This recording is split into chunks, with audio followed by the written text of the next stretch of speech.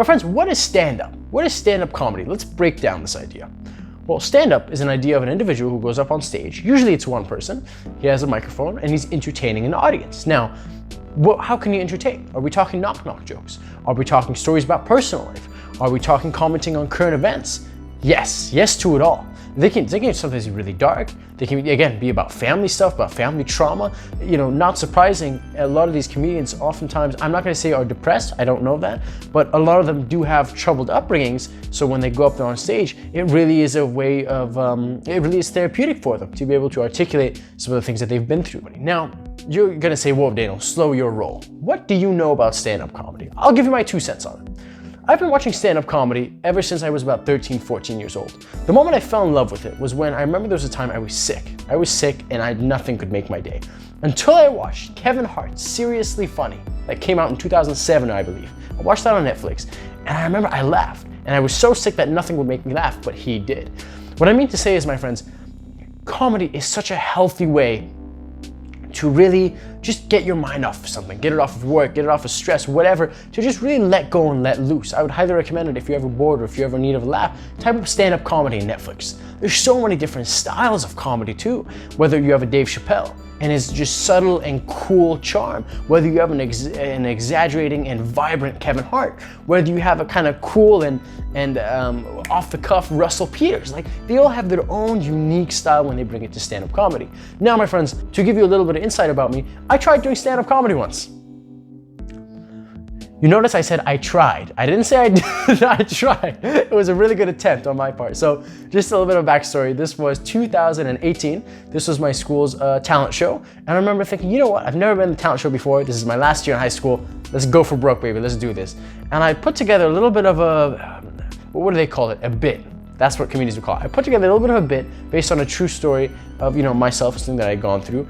And I remember practicing this thing. And now, mind you, I rarely know anything about comedy. The only thing I do know is I've been watching so many of these guys, so subconsciously, I'm imitating them. I'm imitating a little bit of Dave Chappelle, a little bit of Kevin Hart, this and that. And I remember really thinking about, you know, it was hard. It was really hard. Like, it is not just you go up there and you just start telling jokes. It's like you write certain things down and it's certain phrases, but you don't want to memorize everything word for word, right? In my opinion, I don't know. So I'm sitting there, I'm going, I've never actually thought about how to tell a joke. Like, you don't actually ever consciously break it down going, okay, this is the punchline, this is the setup. Now, to make this joke really cool, this is what I'm gonna do throughout the setup. What is a cool way that I could lead to this? First, you can look at terminology. Is a better term to use this or is a better term to use this? Second, you're gonna look at tonality. How am I gonna do this? Am I gonna be super excited and exasperate, or am I gonna be slowly building it up? And when I'm using my quiet voice, it's gonna make people laugh because they know it's coming. And they know it's coming. And they know it's coming. When finally, pop! That's when you smack it with the punchline, everyone loses their minds, right? So just that little bit of me trying to write down a bit, looking at tonality, looking at how I wanna say what I wanna say, using terminology, and really, how can I convey this as being funny? How can I convey just a regular day in the life of Daniel and this interaction that I went through as being comedical? My friends, comedical, that was funny on its own.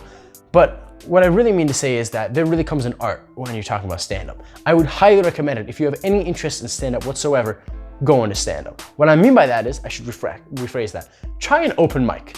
Go to an open mic. What is that? You go up, you sign up your name, you can go up there for free. You just go up and you can practice. There's a huge difference between just being a funny guy, like just, you're a funny guy with your friends, you're a funny guy around your family, but to be able to convey that on stage, that is a different story. Right? There's a difference between being able to tell well-timed comedic jokes as opposed to, you know, just being a cool guy, just being a fun guy all around. Because there's a difference. There's a different structure when it comes to it. So anyways, I do the thing, and I remember at the moment, I loved it. I loved being up there. I loved having a good time. In retrospect, when I look back on it and I look back on the video, I would personally give myself a 6 out of 10. And I'll tell you why. I props to myself for going up there, going up on stage.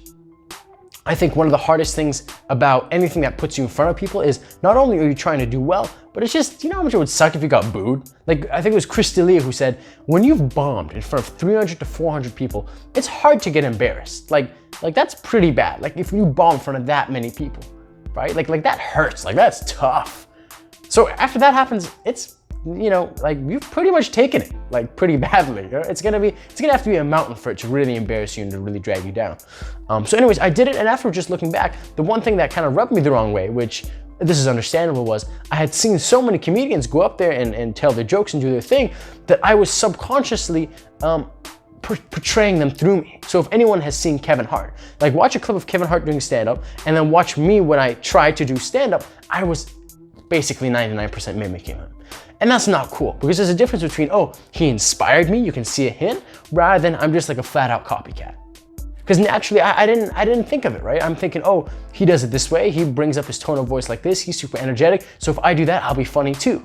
Not realizing that, hey man, I just have to be authentic, right? You gotta be yourself in a sense and see what works for you.